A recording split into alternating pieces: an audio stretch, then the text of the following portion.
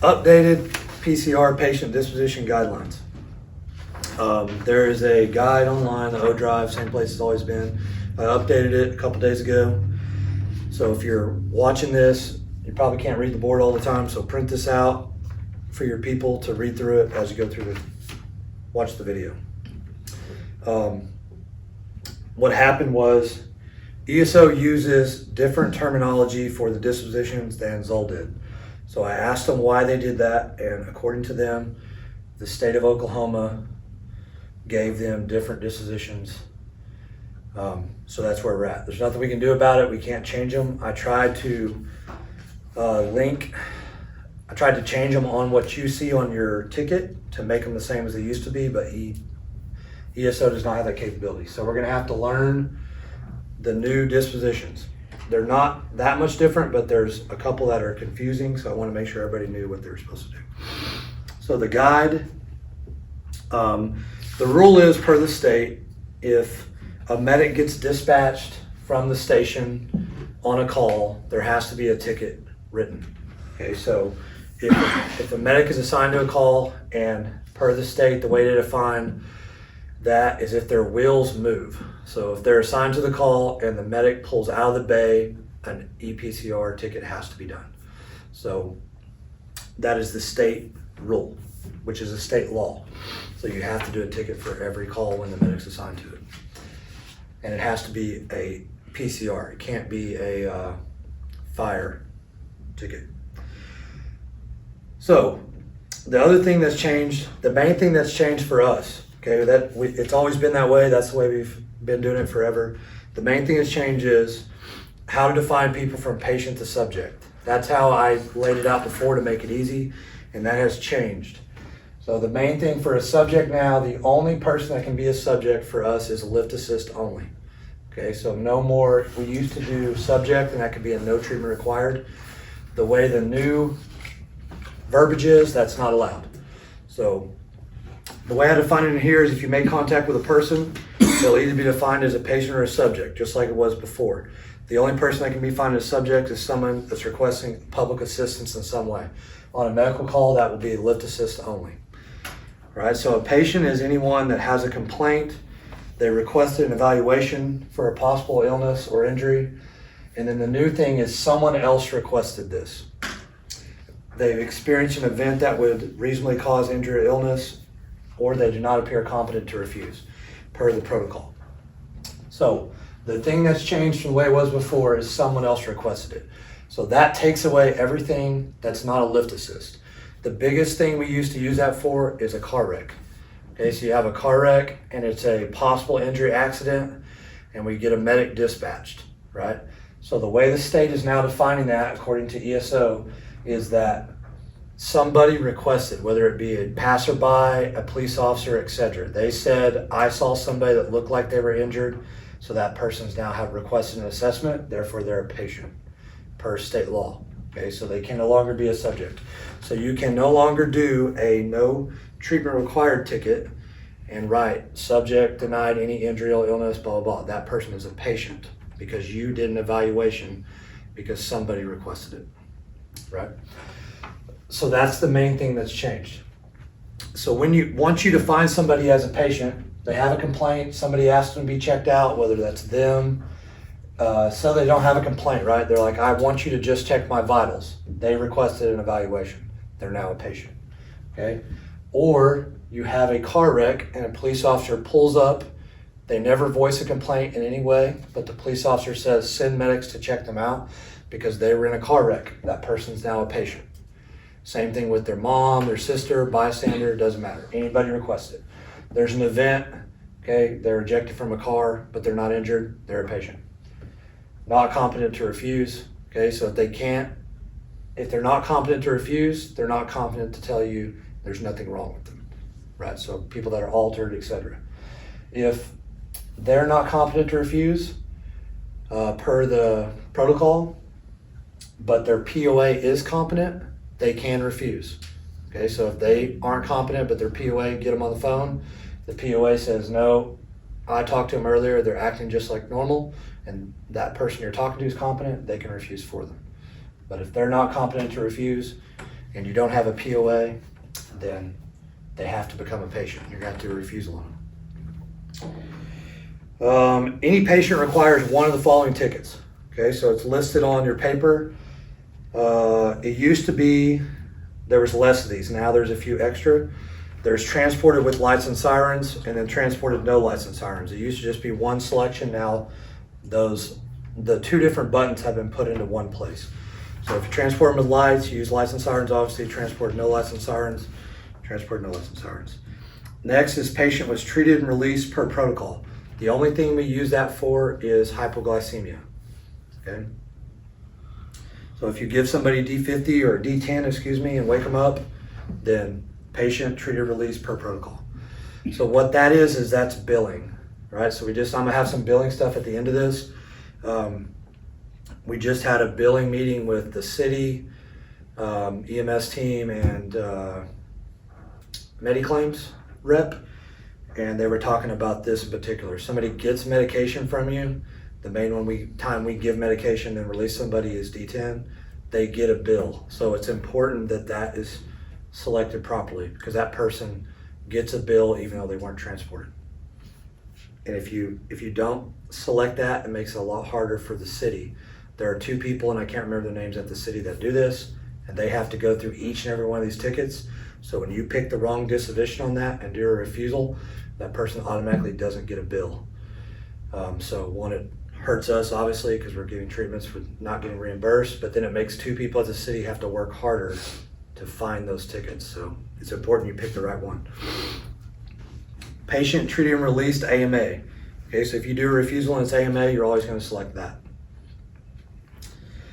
Patient refused evaluation and care without transport. That's a standard refusal, right? So that's our patient refusal before. They refused the evaluation or care without transport.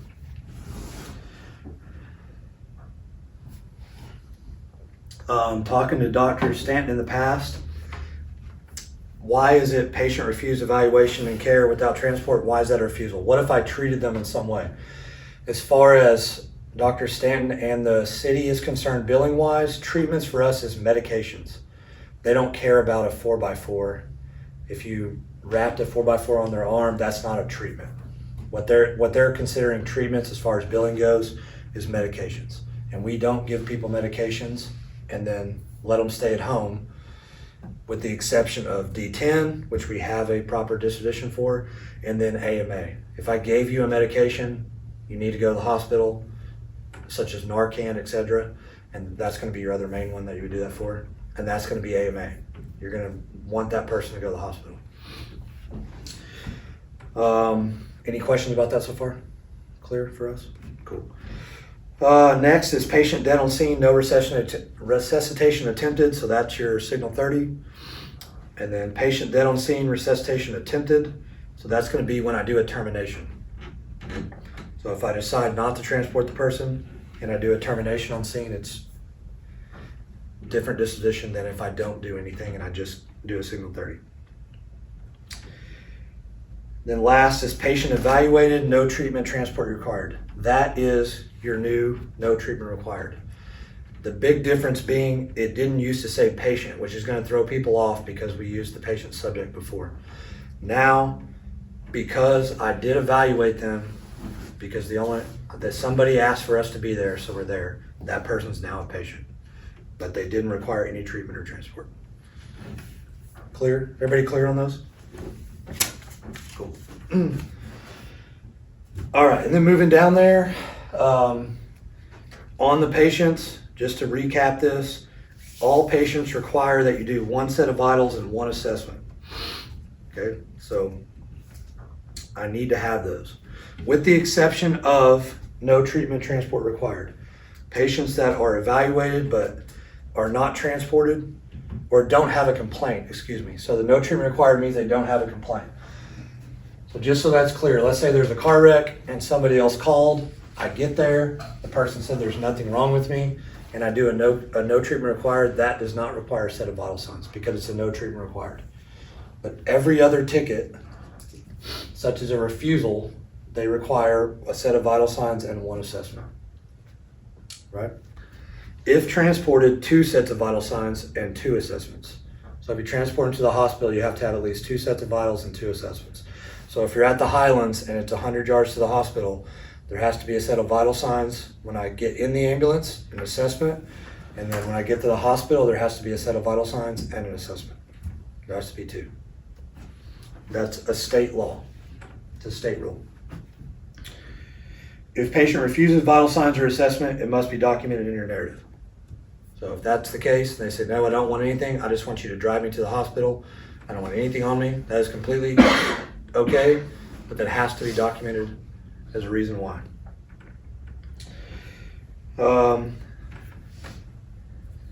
And the next, we're going to go over the signatures that are required. I'm going to do it at the very end for your patients, but subject. Okay, so for a subject, lift assist only, right? So it says there, they cannot have a complaint. They did not request an assessment. No one else requested an assessment. They didn't have an event that would reasonably cause the illness or injury, and they have to be competent. So if you go on a lift assist and the person fell down and hit their head against the shower wall, right, that's going to be a refusal. It's not going to be a lift assist.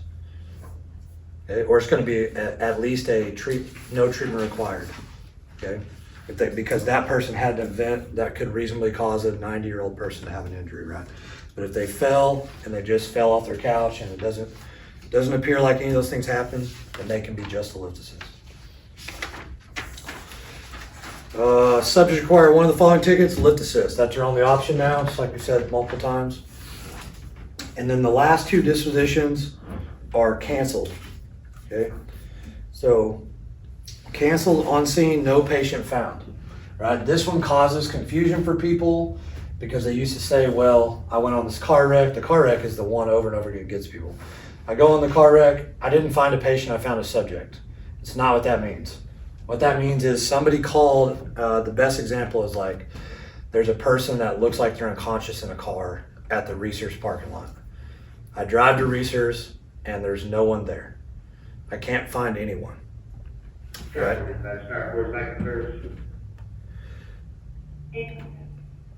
I can't find the person that they told me to look for. So that's no patient found. Right? That person's a patient because somebody requested an ambulance for them to check them out. So they became a patient and then I couldn't find them. The only time I can use no patient found is when I can't find the person. I truly can't find them. If you make contact with the reporting party that called and the individual that they were calling for is no longer on scene, then get the name and the phone number of the person that reported them there in your narrative. I made contact with Mickey Lewis, put his phone number down. The patient left POV or whatever, right?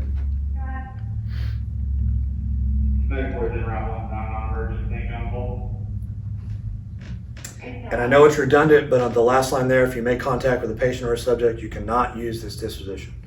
It's really straightforward. You can never use that if you make contact with a patient or a subject on scene. And then canceled no patient contact. That's when you're canceled en route.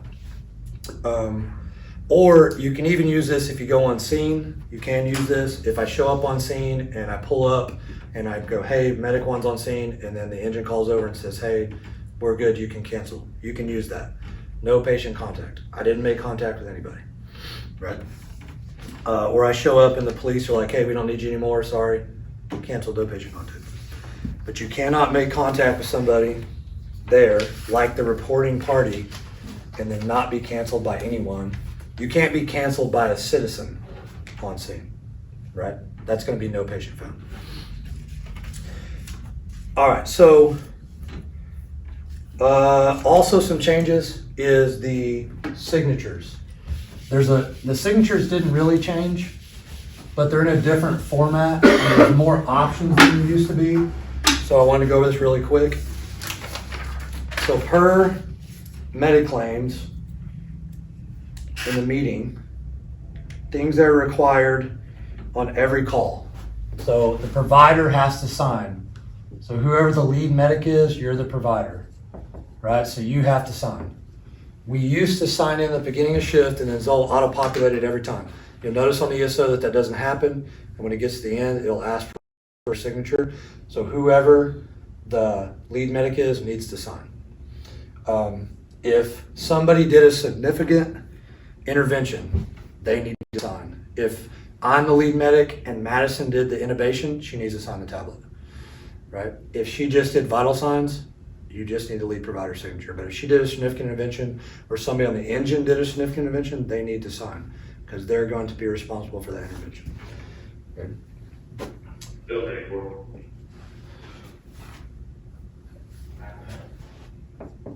The patient has to sign. Okay. What they're signing is billing authorization, right? What we used to call treat or transport. They're signing the billing authorization. You'll see some bubbles on there that you hit. It's going to ask you, did you tell them about their HIPAA rights? Are they compliant? Or are they competent to sign, etc.? You're going to hit all those, click all those, and they have to sign. They're signing that they wanted to go to the hospital and that they're going to accept. They're authorizing you to bill. Without this signature, you're going to get the ticket sent back to you. That's going to go to Mediclaims. Mediclaims is going to send it back to Captain Blevins, and then he's going to send it back to you to find that person and get the signature, because this cannot be billed without a signature. This creates a lot of problems for a lot of people. This hits multiple people. From somebody on the EMS team is probably going to find this, hopefully. If they don't and it gets by them, KNED's got to look through these and try to find this. Sometimes these get by her, and this goes, if it gets sent to the city, multiple people spend apparently what can be months trying to get these signatures. This turns into multiple letters and phone calls and trying to find these people. So we have to get a signature. So I'm trying to run through every possible scenario very quickly. What if they can't sign, right? You are going to write unable, you're going to write these exact words per Mediclaims. Unable to sign due to altered mental status would be an example. Cardiac arrest, death, whatever it is. In plain terms, those unable to sign due to whatever it is, right? Boom. Parkinson's, whatever. Disability, whatever it is. Weakness, whatever. But it should say unable to sign due to whatever, just like that. Okay? If you do that, Medicare accepts that, and you don't create 4 or 5 people doing a lot of work trying to fix your ticket. Okay. What if patient condition? That's another one. If you want to get a good one, like a cardiac arrest, obviously you're never going to get a signature for that. Unable to sign due to patient condition. You're good. Whatever it is. Just write it on there in plain terms, and Medicare accepts it. Okay. What if the patient does this? Okay. You need to get them to sign because Medicare doesn't accept that, right? They also do not accept initials anymore. So you can't do that. They don't accept that, okay? It doesn't matter how ugly it is, but attempt to get them to sign something. If they scribble on there, they scribble on there. There's nothing we can do about that, but attempt to get a signature. Is there anything else you guys can think of, reasons why you couldn't get a patient signature? Okay, you personally, there's an option for this on ESO. You'll go, it'll say patient, and then it'll say facility. So let's say that there's never any case where anybody else should sign this except for you. You can have a rep sign. Right next to, it'll say patient, you'll have a box. It'll say patient signature, you'll have another box, and it'll say authorized rep. Okay, an authorized rep is a parent, a POA, etc. So like on a minor, if there's a parent there, click on authorized representative, have their parent sign, and then write their full name and the relationship is mom, right?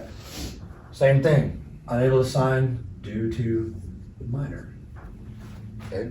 And you're good, okay? Implied consent covers that we would assume they would want us to take care of, okay? So there's no real case when you can't write something on there. It is never acceptable to put a line across there. All of those do not get billed. Most get thrown in the trash. The others cause a lot of people a lot of work. So don't do it. Next is facility acceptance. Okay. You have to get a facility acceptance signature from the hospital. Okay. And this is apparently, according to the Mediclaims person, really, really easy to figure out who doesn't do this. And you can just click on their tickets really fast and you can see the same people that don't do it a whole bunch.